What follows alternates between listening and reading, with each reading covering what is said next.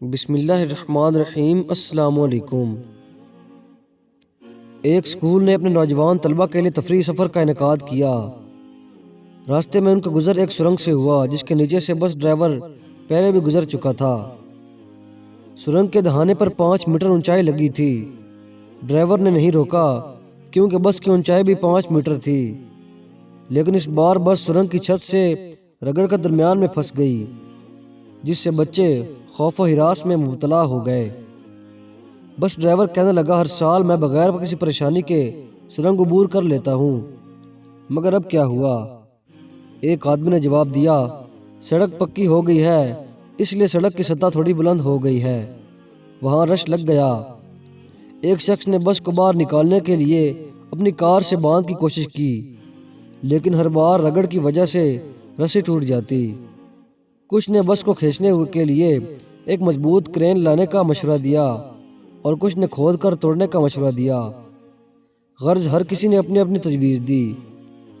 ان مختلف تجاویز کے درمیان ایک بچہ بس سے اترا اور کہا، میرے پاس ایک حل ہے۔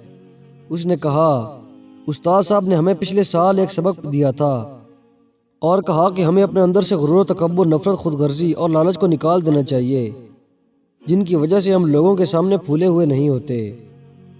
اگر ہم ان الفاظ کو بس پر لگا دیں تو اس کے ٹائروں سے تھوڑی سی ہوا نکال دیں تو وہ سرنگ کی چھت سے نیچے اترنا شروع کر دے گی اور ہم بحفاظت گزر جائیں گے۔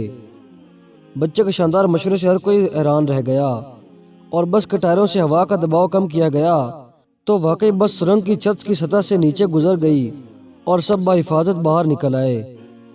ہمارے مسائل ہم میں ہیں، ہمارے دشمنوں کی طاقت میں نہیں۔ اس لیے اگر ہم اپنے اندر سے غرور اور تکبر کی ہوا نکال دیں تو دنیا کی سرنگ میں سے ہمارا گزر بآسانی ہو جائے گا۔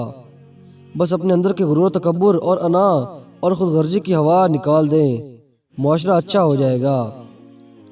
تو دوستوں، امید کرتا ہوں کہ آپ کو یہ ویڈیو پسند آئی ہوگی۔ اگر ویڈیو پسند آئے تو ویڈیو کو لائک ضرور کریں اور ایسے مزید ویڈیوز کے لیے ہمارے چینل کو سبسکرائب کریں۔ ویڈیو دیکھنے کا شکریہ۔ اللہ حافظ۔